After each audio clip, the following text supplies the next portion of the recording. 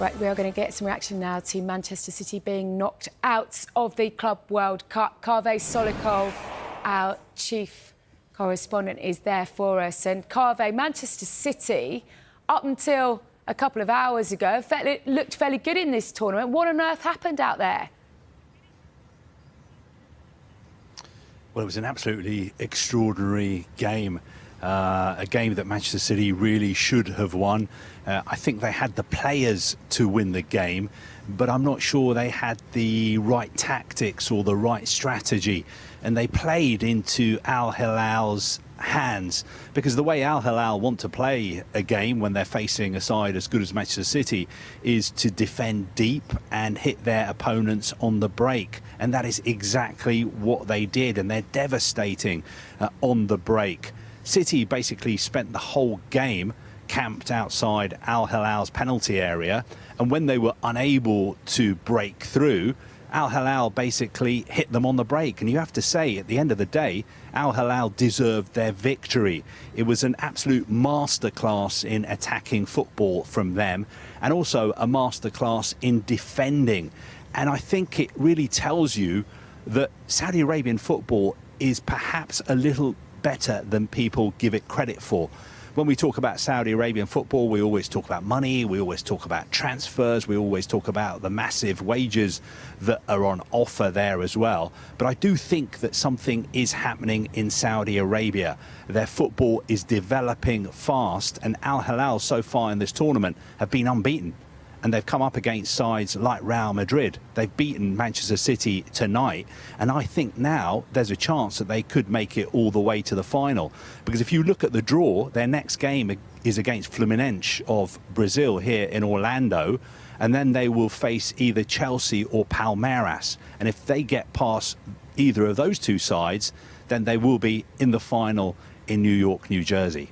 Late night out there for you, isn't it, Carve? Very early in the morning. We know that these post-match interviews take a little bit of time to come through, don't they? So how did Pep Guardiola and his players seem afterwards?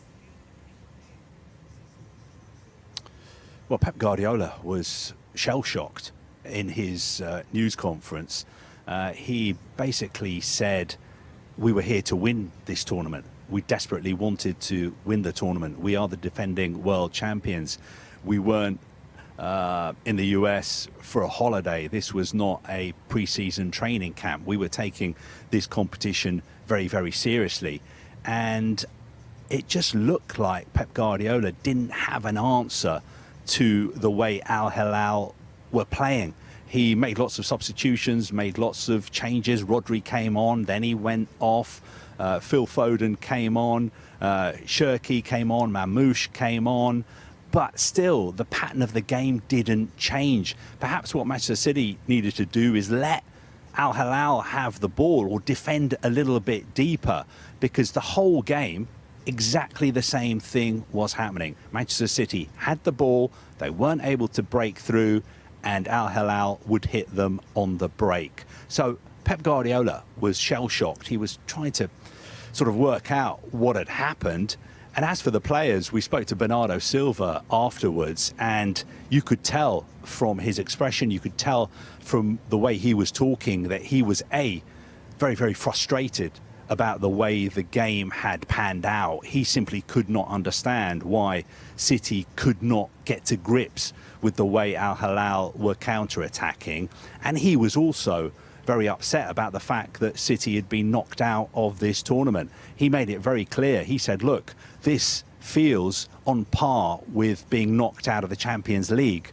There is no silver lining to this. We are not happy that we are leaving this tournament early and we'll be going on holiday and we need a rest and we need to recharge our batteries. Far from it. He said, we were here in the US to win this tournament, to defend our title as world champions, and we fell short. We simply weren't good enough, and Al-Hilal were better than us on the night. Carve, you touched on it a little bit earlier, you know, where Saudi Arabian football sits, what this does. I mean, only a couple of days ago, Cristiano Ronaldo saying, you know, you've all underestimated how good this league is. So can you just put this into a little bit of context for us?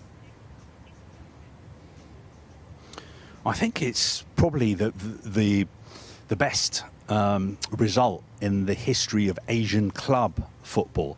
I don't think it's the best result in the history of Asian football because if you go back a couple of years to the World Cup in Qatar in 2022, Saudi Arabia beat Argentina, who ended up winning that World Cup. So most Saudi Arabian football supporters you would speak to would say that is the best result ever in the history of Saudi Arabian football.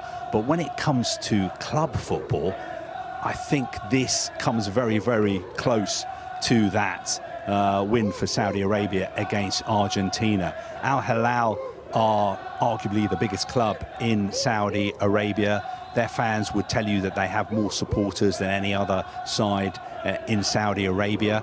And speaking to some of the Saudi journalists who are here in the US, they are telling me that people in Saudi Arabia are going crazy for this Club World Cup. They know that the tournament has its critics, especially in Europe, but they have embraced it. And for them, it's something very, very special for a team from Asia to play a side like Manchester City, not in a friendly, but in a competitive game. And make no mistake, this was a very, very competitive game.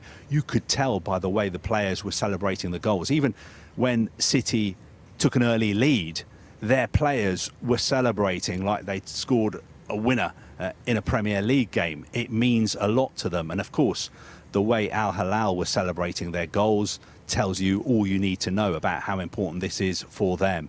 There were extraordinary scenes at the end of the game, actually, because City players, a lot of them sank to their knees in despair, whereas a lot of the Al-Hilal players were sinking to their knees in disbelief. And the president of the club was waiting for them on the touchline. It took about half an hour for all their players to leave the pitch. But make no mistake, this is a very, very special night for Saudi Arabian football.